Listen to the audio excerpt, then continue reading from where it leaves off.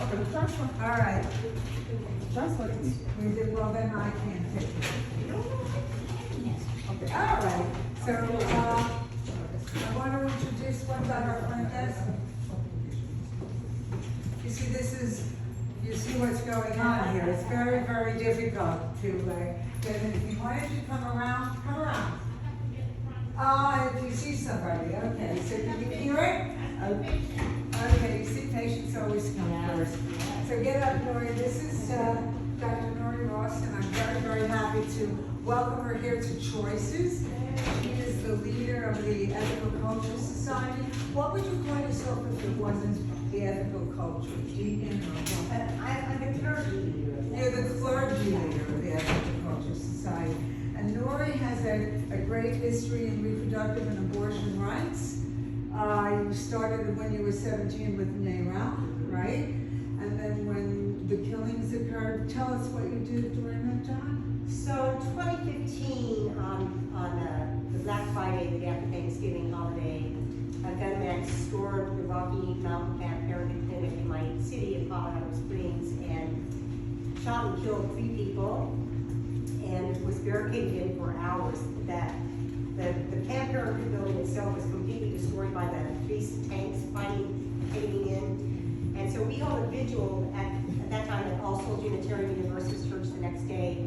It was packed out, we had international media, and I refer to it as an act of domestic terrorism, which I believe it is. And so that seemed to be the thing that hit the international waves was this proclamation of domestic terrorism. But we provided a place for people to come and talk to in the buildings. Of course, none of these 3 people who were killed were having abortions, right? I mean, they were there to support someone, they were a staff person, but the guy, of course, who did it spouted the rhetoric of, this is God's will, right? This is so crazy. But also with Planned Parenthood in Colorado Springs, I was a volunteer clergy person that would accompany women who were having abortions, free abortion. I would meet with them if they wanted. I would accompany them to the abortion. If they wanted counseling, spiritual counseling afterwards, I would do that as well. Yes, so Nori has been very involved and very committed to reproductive rights, to the pro-choice movement, and we met when I asked her to speak at our last the RU Rising Up rally at Union Square, and she made a great speech, and we've become friends after that. And I'll be speaking at the Ethical Culture Society to that we call it a congregation, to the congregation in August, and I thought it would be good, very good, if Nori could come and speak to some of you. We have a tape of this because the staff that's not here will be able to, or not able to leave their posts, will be able to listen to it also. Because there's always a conflict or a challenge about these fundamentalists who say, you're killing your baby and Jesus, you'll burn in hell, all of this.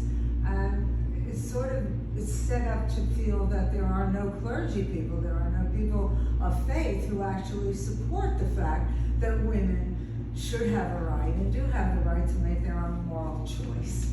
And actually in the beginning, when abortion was first legalized, there was something called the Clergy Consultation Center. And clergy were very involved in helping women get legal abortions, extremely involved. And there are many people of faith that believe in the pro-choice movement. Not only that, Catholic women have abortions at the same rate as everybody else, okay? So, it's one thing what the hierarchy and the bishops and the power structures say, it's another thing what happens in real life. And because we work with real life here, I thought it was real important that Nori herself come and speak with us and answer any questions you have about the nature of, what it is to want to be in step with your religious tradition or in step with your God, and also do this work. So Nori, I give it to you. Thank you so much. And I'm going to be referring a lot to this book, Sacred Choices, The Right to Contraception and Abortion in 10 World Religions. It's by Danny McGuire. And I'm not going to be doing all 10 religions, but I'm going to be hitting the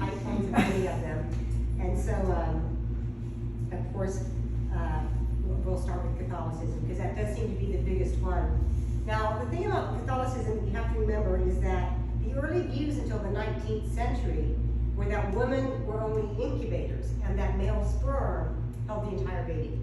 Now, interestingly, in the 14th century, the microscope was invented. And when they invented the microscope, they were so excited to be able to magnify by hundreds of times things like skin cell or hair. So they did that. They put a skin cell into the microscope and they would draw, this is what a skin cell looks like, and this is what hair looks like. And then somebody got the great idea to say, let's see what sperm looks like. So somebody volunteered, and they did a slide of sperm, and you know what they drew? They drew a fetus. Now we know a sperm looks like this, but they saw what they expected to see, which was a fetus. And so for many more centuries, backed by scientific proof, it was still thought that men's sperm held the entire baby and women were just incubators. So from early on, there was a completely wrong understanding of how human pregnancy happened. But at that time, like in fact in the Hebrew scriptures, there talks about the sin of Onan, and Onan was having sex, but he didn't want to make a baby, so he withdrew and scattered his seed on the ground, and that was considered like many millions of homicides, right, at that time, because that was the entire baby. But actually, great Catholic theologians such as Augustine and Luther and some men who had been sainted, they really put forth the concept that the baby, the fetus, was not human until there was an ensoulment. As the soul became a part of the fetus, anywhere between 3 to 5 months in utero, kind of a definitive uterine pregnancy, you know, that sense of quickening, when the baby, you feel the baby move for the first time. That's when the Catholics thought that the fetus became human. It was that sense of quickening, and it was called ensoulment. So early abortion actually in the Catholic Church in the 15th, 16th, 17th century was allowed because the fetuses did not have souls. At that point, they were merely organic material. And later abortion was allowed if the mother's life was in danger, because the mother's life had priority. She was already alive. She was a fully developed living human, and so come on, Bruce. So clearly, there's a lot, and also in the early days, they did use a variety of contraception methods, such as, of course, the coitus interruptus, potions. In the time of the Egyptians and Greeks, in the very early days of Catholicism, they even had condoms. And abortion appears to have been a widespread phenomenon. And knowledge of all this was available to Christians. So, and even before the coming of Christianity, abortion and contraception were not the primary means of limiting fertility in Europe, as it was elsewhere in the world. Infanticide was the main method of controlling the population. And in fact, the late medieval and early modern record shows a high incident of accidental infant deaths reported as stillborn or caused by rolling over, accidentally rolling over. And yet the level of those laying overs could hardly be accidental. There was just way too many of them. So again, so the 19th century, they thought again that it was all in the men's world anyways, but even in the early Catholicism, John Connery said the fetus did not have the same status as the woman when you grew up. It was very clear. This is very clear throughout all of early Catholicism. And what we see is that their hypocrisy has changed, because they had a whole bunch. Now, the early Catholicism in particular had this view of women like Pandora or Eve, right? Sources of evil and temptation. So the whole thing was, how can you justify having sex with these evil people, right? They're temptresses and they're evil. So the only way to justify men having sex with women was for procreation. And so that's why it began that sex began to be only about reproduction of the species. And it said, Augustine said, if it were not for reproduction, there would be no use for women at all. In his words, in any other task, a man would be better helped by another man. So, you know, hello. Early church, right, the Mosaic law, so, you know, ownership of women Early church writers said that women lacked reason and only possessed the image of God to their connection to men. And I was telling the interns that in the Council of Nicaea in 333, it was debated, do women have souls? And by one vote, we do. So, as you know, we all have souls by one vote. It was a very political decision. That's how little women were looked upon. Aquinas said females are produced from male embryos damaged in the womb through some accident in the womb. Now, the church has rejected today all of that nonsense, but continues to teach most of the sexual moral code that was founded upon that thinking. It's really interesting. So small wonder that we were rethinking sexual and reproductive ethics.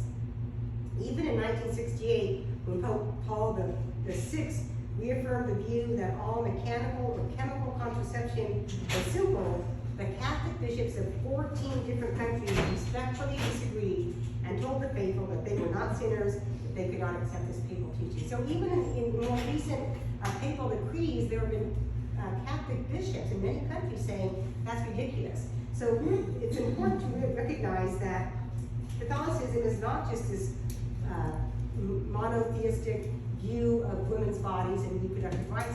Throughout all the history of Catholicism, and including today, we see that there have been a lot of support for pro-choice, and as Merle says, there's a lot of pro-choice Catholic women and Catholic groups, and Catholics get abortions, get pregnant, and have abortions just as much as anybody else. The problem with Catholic and Christian and other fundamentalist groups that's like, say, abstinence only, and they don't get sexual education, and they don't get access to contraceptives, is that a lot of young pregnancies happen. It just happened. We were caught up in this fit of passion, and we just couldn't help ourselves. Well, they could actually help themselves, and they could have helped themselves if they had access to condoms and contraceptives in advance of that, because the human body, as we know it, we're sexually responsive, right, to someone that you're attracted to, and it's good. But if you're teaching, say, you cannot do it, then to be prepared for it is the sin. To get condoms as a 16-year-old boy, or to access birth control as a 16-year-old girl is more of a sin than saying you just got carried away in the moment of passion, and we had no, of course we didn't have access to contraceptives because it was just an act of passion. And so that's, I think, a greater sin of Catholicism and other fundamentalist organizations. So Islam actually has a pretty wide history of abortion, family planning. Islam, contraception has a long history in Islam. Early Islam has, Muslims did so many things, including creating our math system and our numbering. They had actually developed contraceptive medicine and instructed Europe on it. Avicenna, the Muslim physician, discusses in his book, The Law, which was written in the 15th century, 20 different substances used for birth control. And such Islamic books of medicine were used for centuries in Europe. In the Dark Ages, Islamic culture, with its stress on education, kept the light of learning burning to benefit all people. The Arab Republic of Egypt published a book called Islam's Attitude Toward Family Planning, and they state in its introduction that broad consultation with the most authoritative sources in Islam went into the research on this book.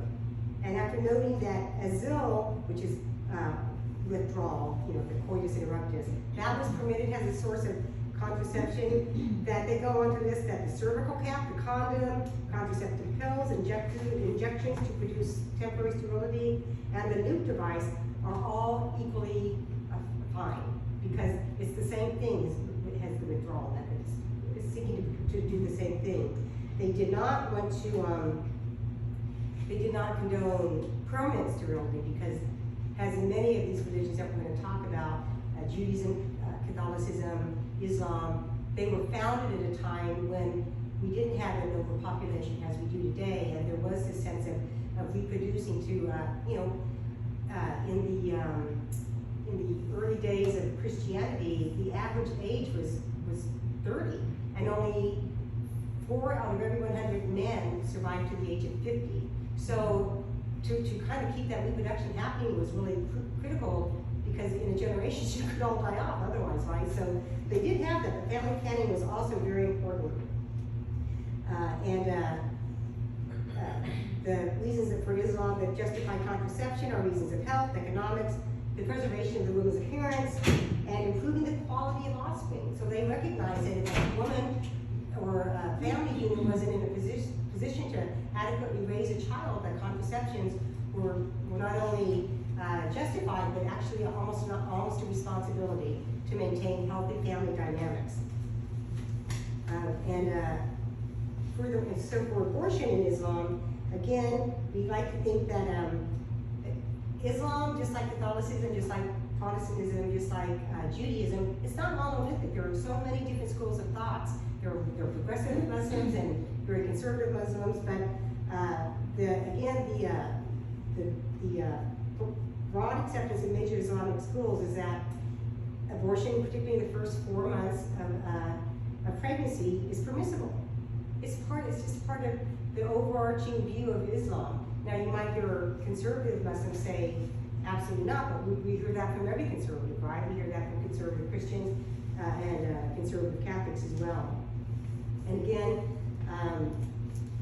it says, the Egyptian study says, jurists of the Shiite Zalida believe in the total permissibility of abortion before life is breathed into the fetus, whether there is a justifiable excuse or not. So that's, again, that ensoulment that happens at about 4 months, that there's absolutely no reason to prevent a woman from having an abortion. You didn't have to have a specific reason. You didn't have to be rape or incest or anything else. That woman had a right to make that decision in that 4-month part. Now, after 4 months, again, it says, no, but of course there are exceptions, right? There's exceptions if there's an inevitable necessity such as fear of a difficult delivery, and a trustworthy physician finds that the continuation of pregnancy would harm the mother, and they even justify what is basically infanticide when delivery becomes difficult, and the preservation of the mother's life requires the cutting off of the fetus before it is taken out from the mother's uterus. So in all of these religions that we tend to think of as being very anti-abortion, they have a deep and rich history of not only being pro-abortion, but also always putting the mother's life over and above that of the fetus. And again, in this culture as well, infanticide or abandonment were the predominant ways of family control.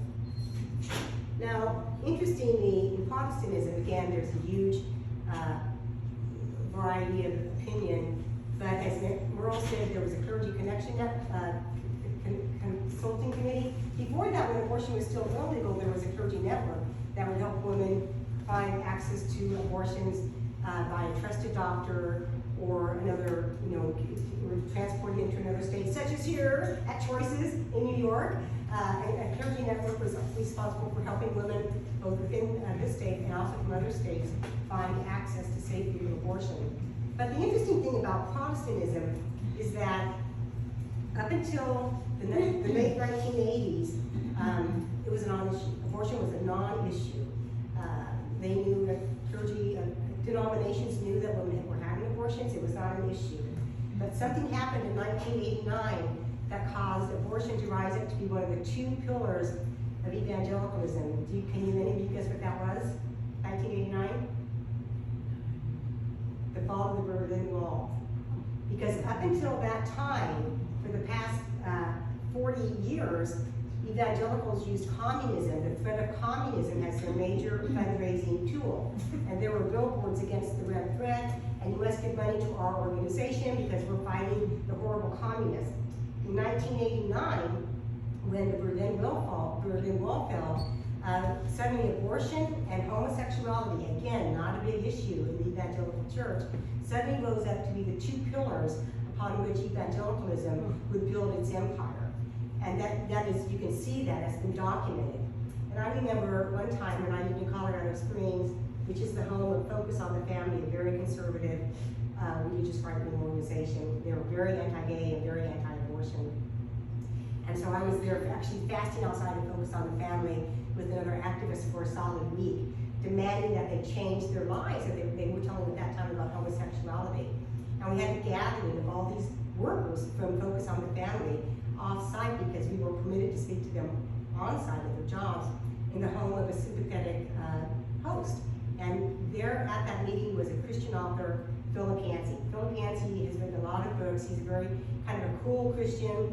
And he said this, and I'll never forget it. He said, in the day of Jesus, both abortion and homosexuality were common things. They were common events.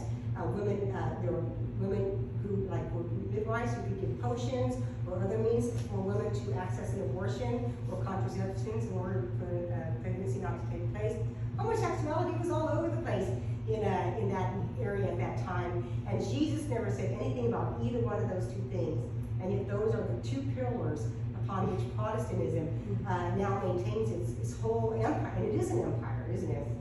And they've used that to, as we know, legislate laws against, and now we're seeing this coming down with the Supreme Court, that it's based on these wrong religious beliefs that aren't even justified by their scriptures. But even if they were, the scriptures were formed in a largely oral society where things were passed on to an uneducated populace. And it's kind of like, if you have a little toddler, you don't say, generally, I'd appreciate it if you don't walk into the street. Sometimes it might be okay if you walk in the street if there's no traffic, but otherwise, generally, no, we say, don't you ever go into the street, right? And these religions were saying that in that same forceful way. This is never okay. But then, of course, there are always these unlessons, right?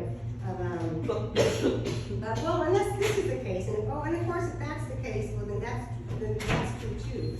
So we see this over and over again that they change the laws, and that's always been true. In the early Catholic Church, if an individual was seeking an abortion, it would go to the Pope, and he would refer it back to both the laity and the spiritual leaders of the local community, because the actual recognition is that it is the people of faith that create the faith. And we see this over and over again, right? We see this in abortion rights and women's rights, in the civil rights movement. Often it was the lay people of the churches, of whatever denomination, that kind of moved their clergy into taking action and then creating societal change. It was never been a top-down movement.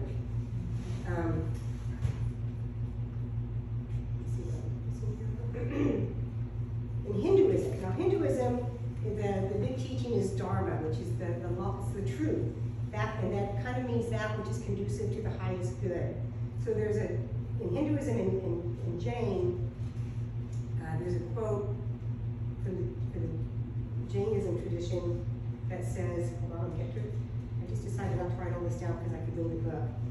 Jain says, like a river, Dharma maintains a continuous flow through the ages, continually renewing and replenishing its waters, and continually altering its course while giving the appearance of changelessness. So, in this tradition, this ancient religion is as malleable as it is eternal. This religion can be utterly transformed and turned on its head in the name of religion itself. So, Hinduism and Jainism kind of maybe have the best approach to it. Karma is, of course, what you reap, you will sow, not just individually, but as a society. So although Hindu teachings call abortion a heinous sin, so do all the other religions, but the ability to adapt, as mentioned above, has been shown in the legalization of abortion in India before the United States. They legalized abortion in 1971. And then they further expanded that to include the ability for minors to access abortion without having to get parental consent. Arguments for family planning can be seen from the main moral teachings of both Hinduism and Jainism, which emphasizes a need to act for the common good. So they have a great illustration of this in Kerala, India.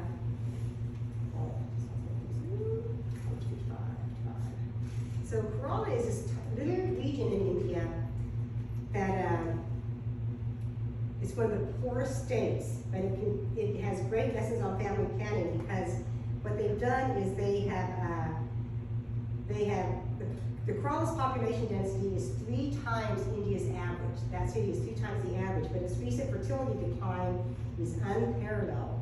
So the total fertility rate in India is 3.56, in Kerala it's 1.8.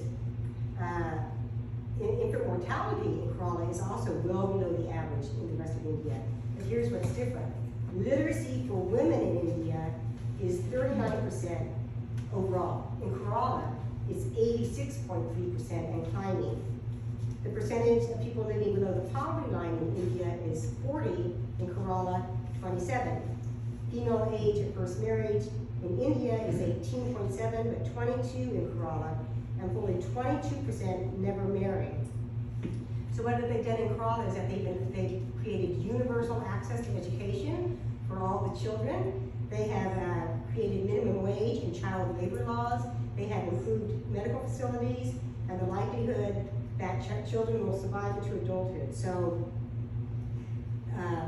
people become amenable to family planning when they have access to care, right? When they have access to quality of life, then they become amenable to family planning. So India and Hinduism and Jainism kind of have been leaders in that. Although they might have these ancient texts, as do all religions, these very ancient texts that say abortion is a sin, in real life, they say abortion is a right, right? And so that's a big difference. In Buddhism, the middle way of Buddhism supports contraception and family planning. Now, according to the Buddhist teachings, life begins at conception when three things exist, and that is a woman is fertile, a man and woman have sex, and there's a divine being ready to be born that comes into that embryo. So again, kind of, if you look at overall, Buddhism would say, this is somebody trying to be reborn here, so we can't kill that. But in Buddhism, particularly in Japan, they've actually created rituals around saying it's right for women, it's right for this woman to have an abortion, and they have this whole ritual of delay for the little soul that was going to come into that fetus to say, we're going to ritually thank you, and we're going to put you back in line, right? You can come. Trust me, there'll be another 2 people having sex at you. You can come to they'll love you. But they have a whole ritual around it saying, so it both honors their faith tradition, but it also recognizes the reality that women need abortions, and sometimes we don't know when that's going to happen. So Chinese is like one of the religions. The Chinese religious teachings is religion without God, right? It's more religion than philosophy. But again, they've been doing family planning for thousands of years. It's been a part of their culture. And the one-child rule was accepted not because it was foisted upon them by the communist government, but because the Chinese religions have always valued social values over the concerns of the individual. So they saw that as a religious right to limit themselves to one child. Now, for the most part, that worked. They would have abortions if they had a second one. And we also know, though, that often little girls were abandoned. That's been a centuries-old way of dealing with unwanted births. It was abandonment, but it was indeed viewed a necessity, and also it was accepted in the ancient moral tradition as well. Judaism, as we know, is the creator of both Christianity and Islam, and like all the ancient religions, of course, Judaism was pro-work. And even today, I mean, if you think about before World War II, there were 18 million Jews, and after World War II, there were 11 million Jews. So they do have a high value on, continuing their culture and their people, but they also have ways of containing that. One old example of birth limitation concerns women who were nursing. The nursing mother had to use birth control to avoid pregnancy because the well-being of that child she was nursing was more important than any resulting complications that would come from a pregnancy. The health of the nursing child might be compromised by another pregnancy, or even by full intercourse was primary. So there was a mock, a soft cotton pad worn internally against the cervix. So inserted into up and against the cervix was worn to prevent pregnancy happening from intercourse while she was nursing the child. And that was thought to be a 2 or even 3-year period. And there was a ban against getting pregnant at that time. That was quite severe. The Talmud, which is a body of teaching dating back some 1,500 years, say a divorcee or widow who is nursing or is pregnant and will be nursing soon cannot marry until her child is 2 years old, because it was important to save the child who was already here rather than bringing someone into the picture. And certainly, in the ancient writings of Judaism, we're told that abortion is permitted as a health procedure since the fetus is not being seen as an ensouled person. Not only are the first 40 days of conception considered like water, but even in the last trimester, the fetus has a lesser moral status. The fetus is not deemed a person until the head emerges in the birthing process. So again, in all of these religions that we, Mary Sue says, are standing outside saying, my God says no. In actuality, in all these religions, their God said yes, right? Abortion has always been known, it's always been a known quantity, and it's always been accepted, and they have religious reasons for doing so.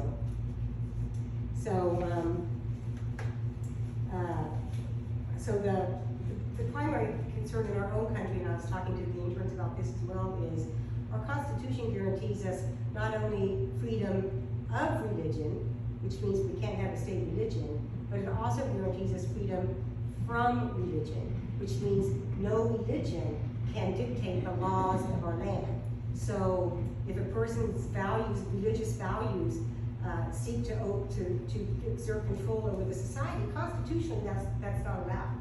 That's the whole thing. It's not just freedom of religion, but it's freedom from religion. And that's a part that gets neglected often. So in my work with young women who have been dealing with abortion, they do often have concerns about, well, am I, because of their own religious history, concerns about, am I killing this innocent person, or am I going to go to hell? And I always just say, this is an accident, a sperm and an egg. It could have been, it was this sperm, it could have been millions of others, and that's not a person. It's a series of electrical impulses right now, and it's not a person. And you can just, it's spiritually okay. And I can point to whatever faith tradition they're from. I can point to their history, saying actually this has always been allowed in the tradition.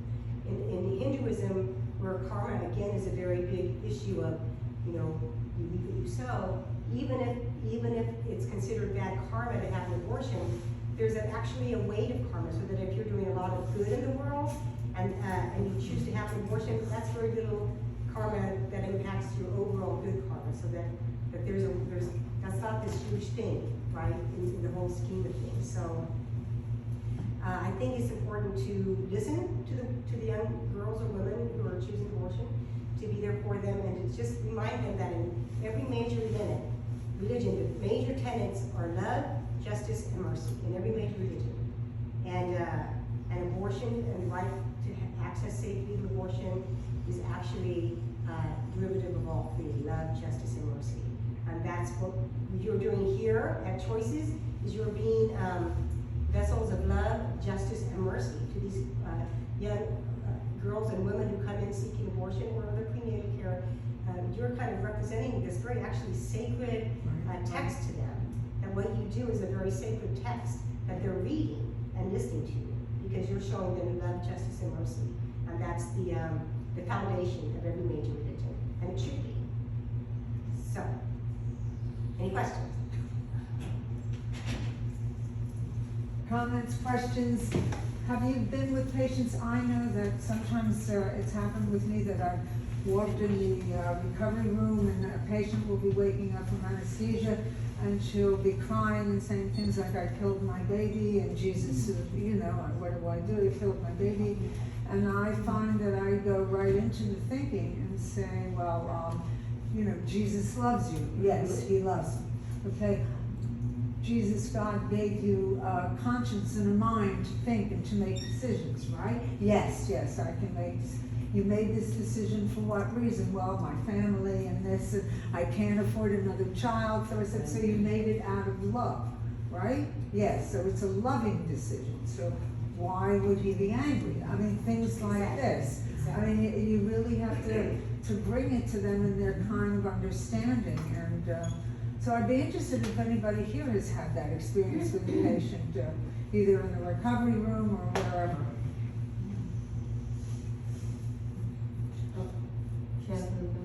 Yeah. Yeah. So tell us. I mean, it's the same thing. They're crying, they're sad, and you know, they feel sorry about it. They didn't want to do it, but they didn't have a choice. And you're asking, was it a bad idea?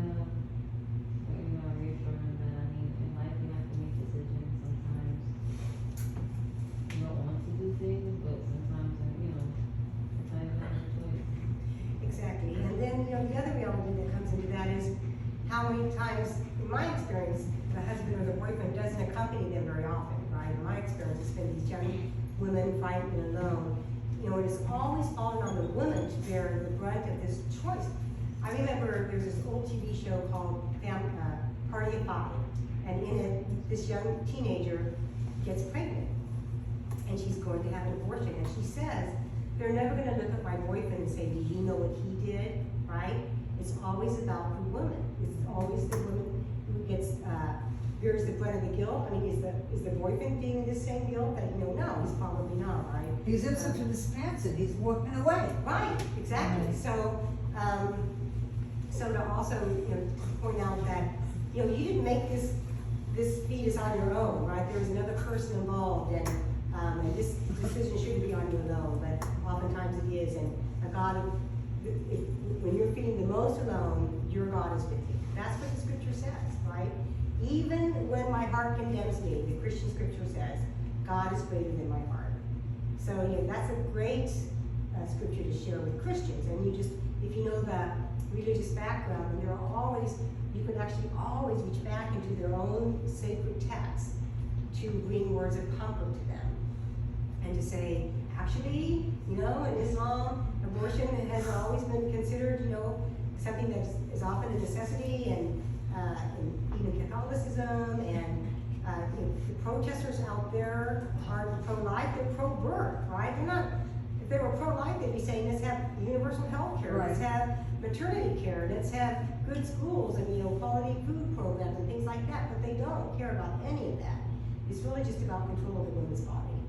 And in the recovery room, she probably doesn't hear all that, but you can say, even when your heart condemns you, your God says, God is greater than your heart, right? You know, so there are, to be able to speak to them from their faith traditions, and I could actually send Merle some text from every that one would of the be great. religions that I just mentioned to share with you, That would be really great. so that you can share from their own sacred text a sense of their God's comforting of them, and being with them, and mercy toward them.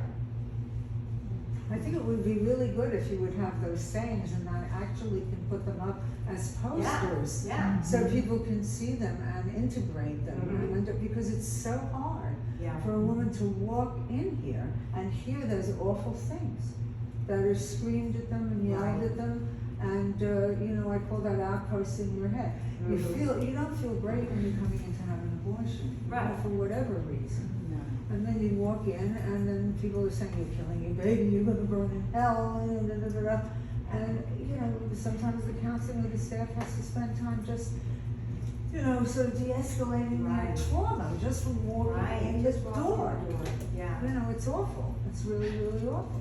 And it's going to get worse. I think it's important that we say that, you know, after this decision comes down, they're going to feel even more emboldened. Yes, because Yeah. just like Trump emboldened racists, right? Yeah. This is going to embolden anti-women activists, and we do have to be prepared for that. Well, we're preparing in every way Yeah, we can, yeah. in every way we can. Anybody else have anything to say or to share? Or any questions?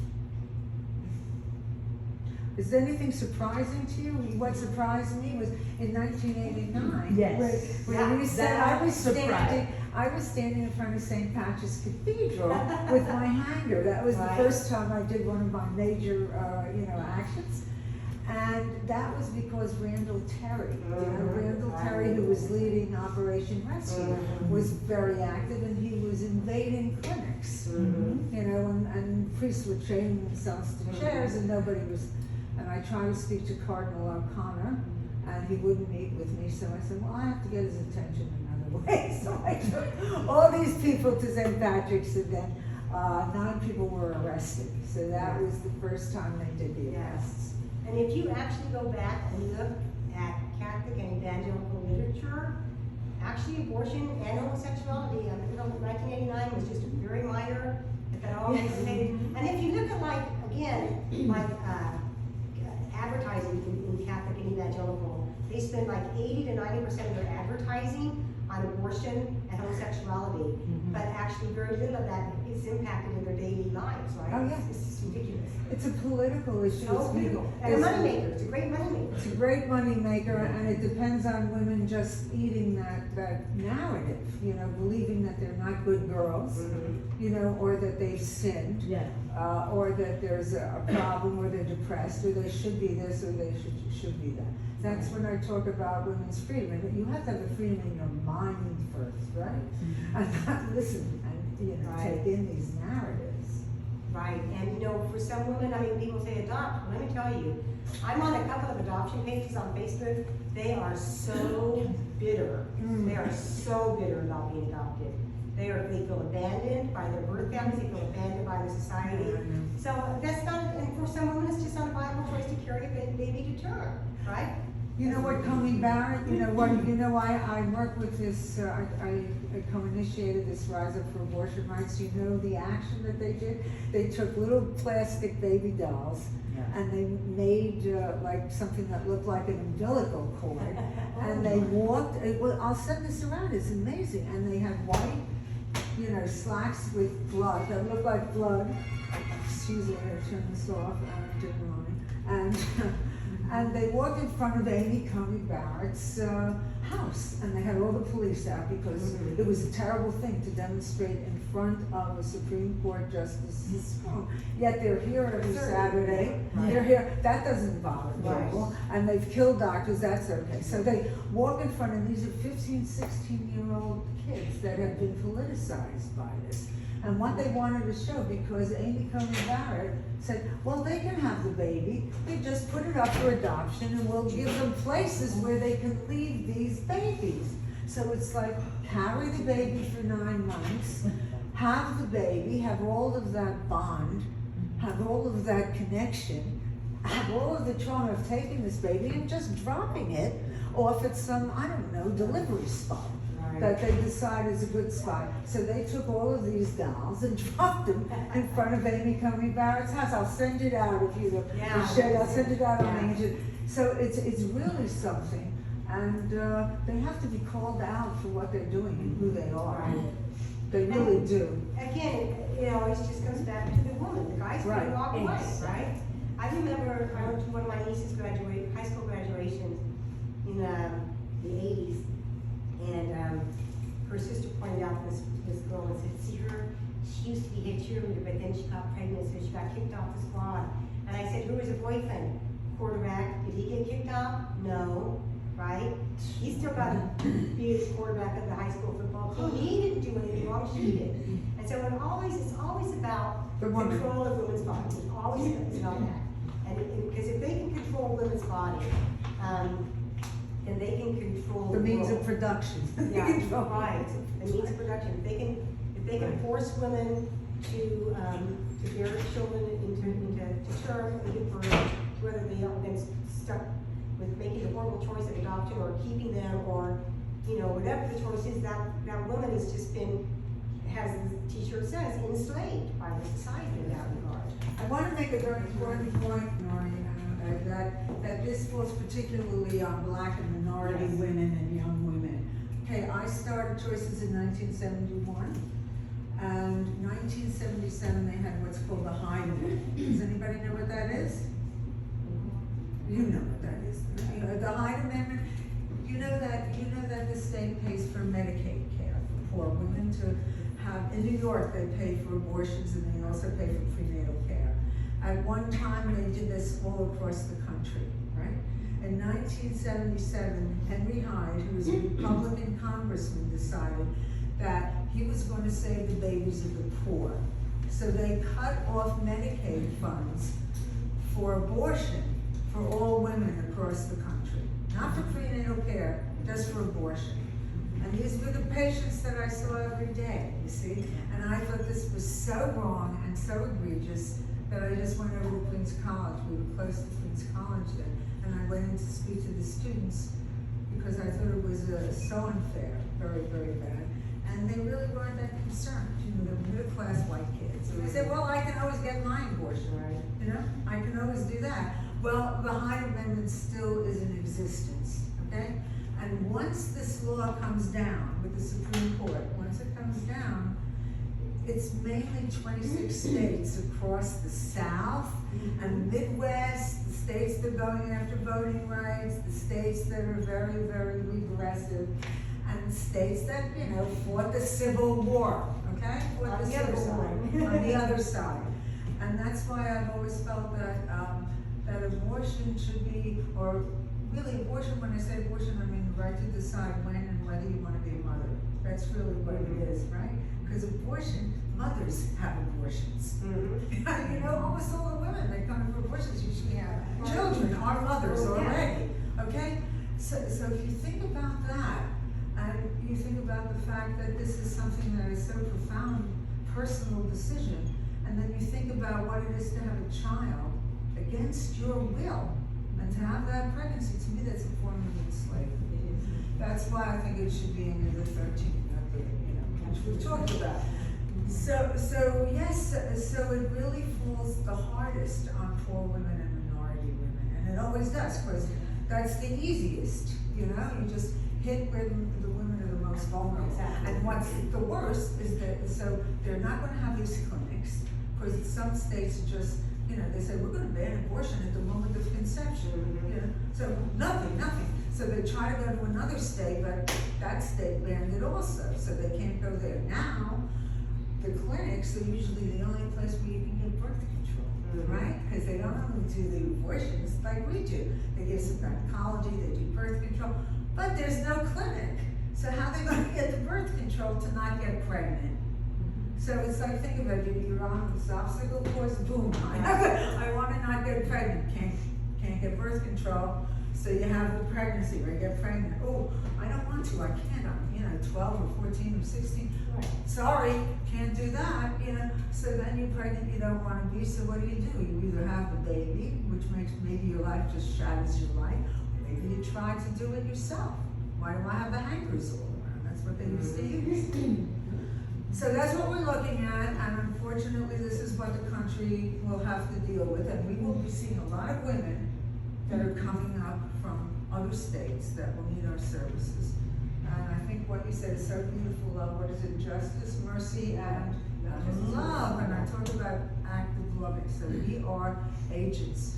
We are agents of those things. Which makes you safe. Yes, absolutely. Yes, Just Mary Lou. on the Hyde Amendment, I think it's revealing that the Hyde Amendment has been adopted, has been approved Every year. by every administration, Democrat or Republican, that women's lives have been viewed as expendable. There's no other way to describe that. And so I think this points to the fact that I think the people, women and girls and others who care about this issue, really, right now at this time when we're waiting for this horrible decision to come down, we can't just wait for it. We have to take part in demonstrations, we have to speak out in our churches, we have to speak out in our schools, you know, and what choices people do here is assist the patients in so many ways when they come in. And I, you know, started the escort program outside here, and we're trying to figure out ways of being more helpful to the patients as they come in. Because one thing, they always come in to the people preaching. I start getting infuriated just when I think about it. And they are the ones, the protesters out there, if y'all coming out there, they are the ones who have the word from God. And they're going to decide who is going to live or die. Essentially, that's what it comes down to. And if any woman who dares to raise her head or dares not to go along with her God-given role in life, you know, and it's so connected with how people see the role of women, as I think Nori brought out in some of the, you know, where some of these ideas came from and things like that. So I think very strong that everyone who's involved with choices is playing a role in this battle, and it is a battle. It is a battle for what women are going to be in society and for what kind of society. And I want to say how important every single one of you is. Yeah. You know, I know that sometimes maybe there's somebody in your family that you didn't tell you what the choice is. You know, or maybe there are people that, you know, have a problem with this issue. You have to be so proud of what you're doing, because you're really privileged of doing not only sacred work, but very deeply important humanitarian and political work. This is not just regular work. Women who come in here will never forget you. They might not remember your face, they might not remember your names, but they will remember how you made them feel. They will remember that love, that kind of act of loving, okay? Another thing, I want to say two things, one more about the Hyde Amendment and then about the protesters. Another thing about the Hyde Amendment is that it extends to U.S. clinics overseas. So for instance, in Africa, we have a U.S. clinic that is seeking to give HIV/AIDS support. If they also offer abortions, then they can't access any funding. So it impacts not just women, but also other people who are in distress. If a clinic who offers abortions, or I think maybe it's even just contraceptive. Any contraceptives, or even discussing it. Fine. If they do that, then they don't get funded for helping people with HIV or AIDS either. And when Matthew Shepard died, a young gay man in Wyoming who was beat to death. And then of course there's this Westboro Baptist Church in Topeka, Kansas, where I was raised, who, you know, their website is godhatesfags.com. At one point they had a website, a parallel website called God Hates Sweden, I don't know why. But anyways, they come with these horrible signs, and they do that. And so for Matt Shepard's funeral, these young people got these great huge angel costumes, like with these big wings, and they stood directly in front of the protesters, so that though they might be heard, they couldn't be seen, because like these literal and figurative angels were blocking them. And so, you know, if we could do something like that, so that our escorts could stand in front of the protesters with these huge angelic wings, I'd be willing to help you make that happen. Because I think that's a powerful image. I love that idea. Yeah. And especially, yes. And it's very peaceful, you don't engage, you just stand there with your wings, your angelic wings outstretched to welcome these women in. That's a very powerful It's image. very powerful. I like that. I want to mention something. Abortion is a branch of medicine. It's a specialized branch of medicine where you get immediate results. It's life-changing results. Like when you have cancer, you go to a hospital, you get treated for cancer. It takes months, years, and sometimes nothing happens. But with an abortion, you're helping the woman make her choice and fulfilling her wishes, her dreams, and everyone is made in the likeness of God. Right. So we're all the same. We're all the same. The people who are against abortion are the same as the people that are for pro-choice. And, you know, we're here and we're getting treatment. It's a treatment. It's a medical procedure. It's immediate. It's immediate. Unlike other types of treatment where you get cancer treatment or surgery, it's not immediate. This affects the woman's life and her family. Not only her life, but her family around. She may have other children at home, and this is a decision that she has to make.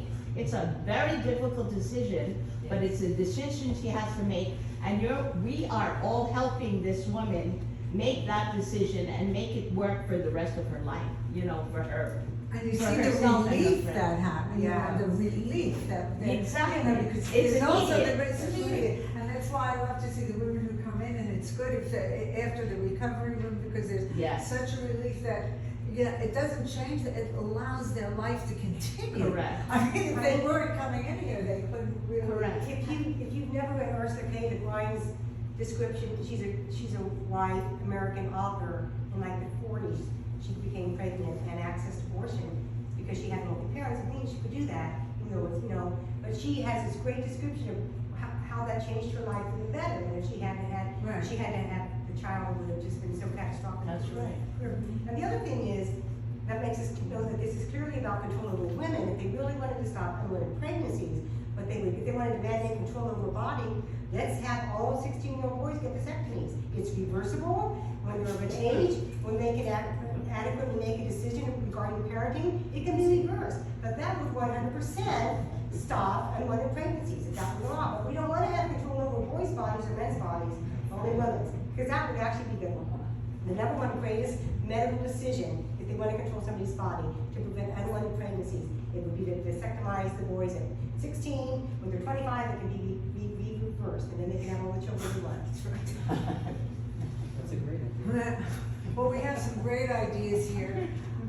Anybody have anything else they want to say or ask?